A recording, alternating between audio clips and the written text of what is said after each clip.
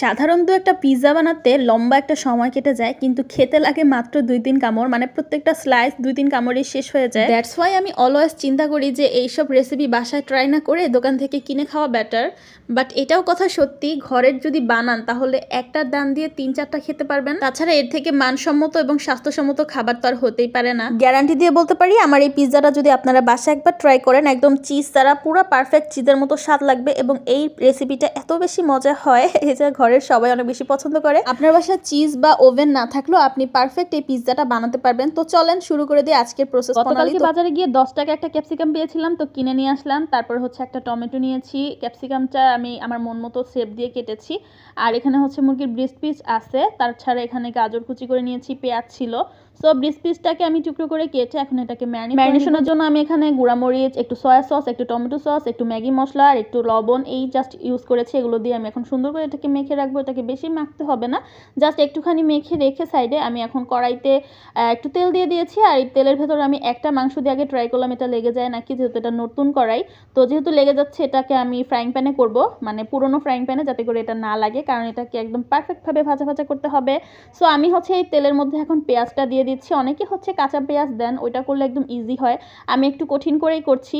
এর কারণ হচ্ছে আমাদের বাসায় যে ছোটো ছোটো বাচ্চারা থাকে যারা পিৎজা খেতে খুবই পছন্দ করে, কিন্তু তারা কিন্তু কাঁচা পেঁয়াজ, কাঁচা সবজিটা খেতে পছন্দ করে না। তো এই কারণে কিন্তু আমাদের বড়দের খেতে হয়, ছোটরা বাদ পড়ে যায়। তো আমি ছোটদের কথা চিন্তা করে আমি একদম পেঁয়াজটাকে রান্না করে ফেলবো। পেঁয়াজ এবং গাজর আর একটু কাঁচামরিচ দিয়ে আমি এটাকে ভাজি ভাজি করে ফেলবো। একটু টমেটো সস, একটু ম্যাগি মশলা, লবণ এসব দিয়ে তারপর হচ্ছে সেখানে আমি একটু টমেটোও দিয়েছি, যাতে করে এটা একটু গ্রেভি গ্রেভি টাইপ হয়। আপনারা খেয়াল করবেন যখন আপনারা ফাস্টফুডে এরকম পিৎজা খাবেন, সেখানে কিন্তু উপরে এইভাবেই ঠিক করে দেওয়া হয়, মানে ওখানে একটু গ্রেভি গ্রেভি থাকে পিৎজার উপরে। আর ওই জিনিসটা খেতে খুব ভালো লাগে, মানে বাংলাদেশি পিৎজাগুলো আর কি যেমন হয়। অ্যান্ড আমার কেন জানি দামি দামি রেস্টুরেন্ট থেকে বাংলাদেশের যে নর্মাল ফাস্টফুডের পিৎজাগুলো আছে ওইগুলো খুবই বেশি মজা লাগে। সো আমি সেভাবেই সবসময় বানানোর ট্রাই করি। এখন হচ্ছে আমি একটা ইস্ট দেখাচ্ছি আপনাদেরকে। বাজার থেকে আমি 40 টাকায় ইস্টটা পেয়েছি। তো আমি চিন্তায় ছিলাম ইস্টটা ভালো হবে না খারাপ হবে। তো ব্যবহারের পরে আপনাদেরকে রিভিউ দিচ্ছি যেটা কেমন হয়, বাজারের খোলা ইস্ট আসলে কেমন হয় দেখি। তো অনেক সময় আমার কাছে ইস্টটা ভালো পড়ে না, তখন আমার পিৎজা ফুলতেই চায় না, আমার খুব বেশি রাগ লাগে। আর একটা ইস্ট কিনে নিলে দেখা যায় ওটা অনেক দিন যায়, তো এটা যদি ভালো না হয় তাহলে কিন্তু টাকাটা পুরাই নষ্ট। তো আমি হচ্ছে ইস্টটাকে ফার্স্টে অ্যাক্টিভ করে নিব। ও হ্যাঁ, পানিতে আমি একটু গুঁড়া দুধ, চিনি আর একটু লবণ দিয়েছিলাম, তারপরে হচ্ছে ইস্ট দিয়ে একটু ঢেকে রেখেছিলাম। পানিটা ছিল উষ্ণ গরম, মানে একদম বেশি গরম না, একদম বেশি ঠান্ডা না। তারপর পরে আমি অল্প অল্প করে এখানে ময়দা মিশাচ্ছি। ময়দাটা কিন্তু একবারে দিয়ে দিবেন না, একদম পানিটা বুঝে বুঝে দিতে হবে। এই ডোটা এমন হবে, বেশি শক্তও হবে না আবার বেশি নরমও হবে না, একদম সফট একটা ডো হবে, দেখতেই পাচ্ছেন আপনারা। তারপরে এখানে আমি হালকা তেল ব্রাশ করে অথবা তেল দিয়ে আমি এটাকে ঢেকে রেখে দিব। আর এটা খুব ভালো করে ঢেকে রেখে দিতে হবে। আর ইস্টটা যদি ভালো হয় এটা ফুল উঠবে। এখন চলুন আমি কিভাবে হোয়াইট সসটা বানিয়েছি সেটা আপনাদের সাথে শেয়ার করি। তো আমি হচ্ছে একটা কড়াইয়ের ভেতর একটু ময়দা তেলে দিয়ে ভেজে নিয়েছি। সেখানে দিয়ে দিয়েছি দুধ।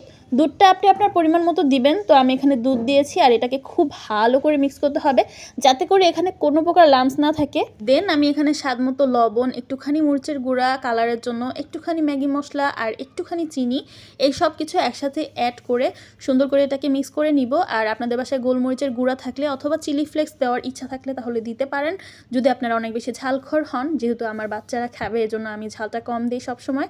তো তারপরে হচ্ছে আমি এটাকে খুব সুন্দর করে মিক্স করতে করতে যখন আমার পারফেক্ট গ্রেভিটা হয়ে যাবে তখন আমি এটাকে নামিয়ে নিব। এটাকে একদম শক্ত করবেন না, কারণ ঠান্ডা হওয়ার পরে অনেক বেশি শক্ত হয়ে যায়। আর বাই দ্য ওয়ে দেখেন আমার পিৎজাটা কত সুন্দর করে ফুলেছে, মানে পিৎজার ডোটা এত সুন্দর করে ফুলেছে, আমি তো পুরোই খুশি। কারণ 40 টাকার এই ইস্টটা দিয়ে আমার মনে হয় অনেক দিন চলে যাবে। আর আমি চাইলেই যে কোনো কিছু বানিয়ে খেতে পারবো, যেহেতু এটা ভালো পড়েছে। তো এটাকে আমি এখন সুন্দর করে মেখে টেখে মথে নিব।